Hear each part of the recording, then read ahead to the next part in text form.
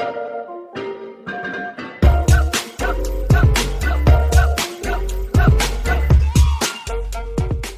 name is Jess and welcome to my channel. Woo! So, welcome po ulit sa aking channel. Ang purpose po ng video na ito is to give information and to share my experience ko sa China habang ako ay nag-overstay doon at paano ako nakauwi. So, gusto ko lang po i-share kasi ang dami kasi nagtatanong sa groups kasi hindi ko alam kung sino ang lalapitan ko, ano yung i-expect ko, makukulong ba ako, may babayaran ba. So, disclaimer lang po, hindi ko pinopromote ang pag-overstay sa other country as much as possible. Please make sure na legal yung visa, maayos yung legal yung agency. So, that's that. So, let's start the story time. Okay, so backstory lang po. Dati na po ako nag-work sa UAE, even before I was working in China.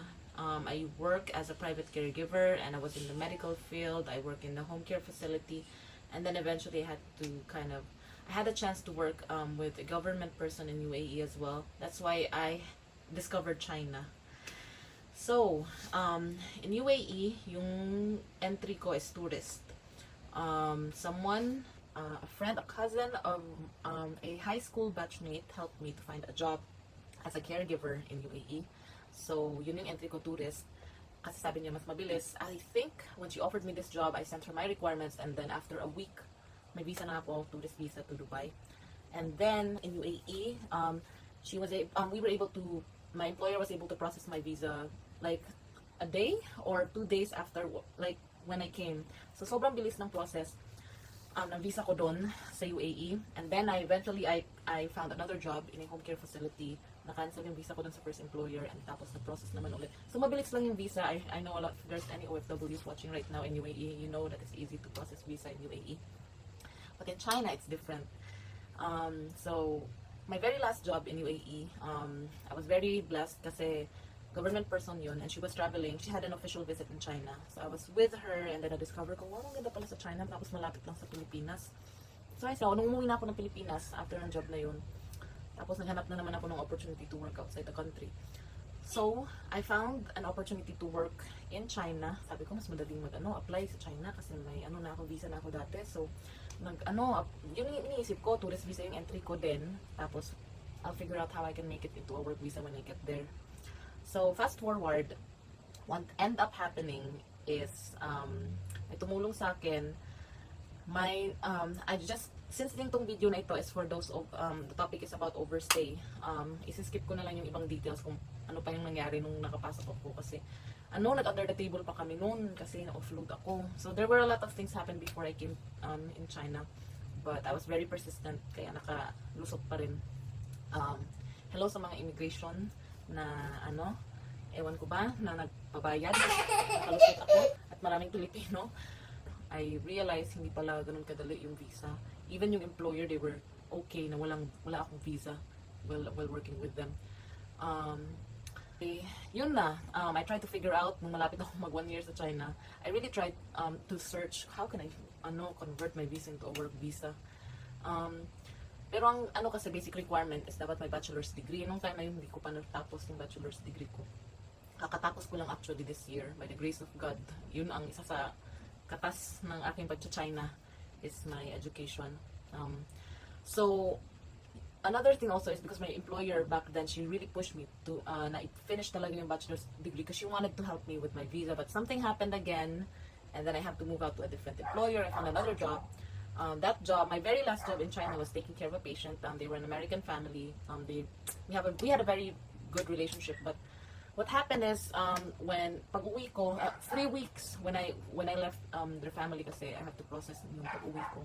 Namatay na yung patient ko. So and even if he was still alive, I couldn't go back in China again kasi banned ako 5 years. I will show a picture somewhere here in the video. Okay, so process ng pag-uwi sa Pilipinas. So the policies change from time to time. Pumunta ako since sa Shanghai ako, pumunta ako sa main na immigration sa Minshenglu, doon sa Shanghai, yung pinakamalaki, Shilu, 913. So pagpunta ko doon, may binigay silang number sa akin, pero hindi ko pa yung tinawagan. Kasi may isa kasi akong friend, si Ate Jen, hello. Ano daw, at saka si Ate Ma'am Liz, si Ma'am Liz, sila yung tumulong sa akin na makahanap ng officer na tatanggap ng case ko. Kasi, nagtry ako pumunta ng Jing'an, kaso, kasi may mga from South, Guangzhou, Shenzhen, na pumunta dito doon sa Shanghai, at meron daw officer. So, nakisabay ako sa kanila, kasi backdoor sila. So, ang sabi ng officer, hindi daw niya ako matanggap kasi overstay. So, hindi niya ako tinanggap. So, ang nangyari, I was very frustrated kasi uwi na ako noon. Since the previous year pa noon, gusto ko nang umuwi. Kaso yung una kasi naming surrender, sinabihan lang kami ng officer na you have to be willing to confess your employer and agent. And that time, wala akong work. And I don't want to kind of, ayokong maano yung employer ko kasi they were very nice to me. They also supported me in my studies. So, I really don't want to trouble anyone. After sa Jing'an, nag-message yun si Ate Jen. Sabi na may batch daw, may officer na tatanggap. So, yun, Friday, pumunta na kami dun sa Shueishilu. Nagdala kami ng passport namin sa mga may passport. Sa wala, yung travel documents na kukunin sa consulate. Tapos, binigyan kami ng schedule. Si Officer Adam yung nagkuha ng case namin.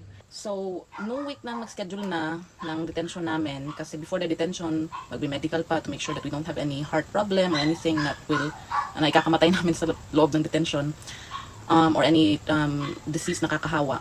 So for those people, hindi sila na-detain. Hotel yata yung yung arrest nila, but they have to pay for that cost. Magbigay kami ng 2,200 RMB kay Adam, Sir Adam, tapos 200 for the exit visa. Binalik naman niya yung sukle. Kasi I think mga 600 yung nabalik niya. So, mura lang yung ticket na na-book niya sa amin. And then, ayun lang, yung mga gamit namin, nilagay sa police station, safe naman siya. So, pag labas namin, nasa sasakyan na lahat ng mga gamit namin, tapos straight na kami sa airport.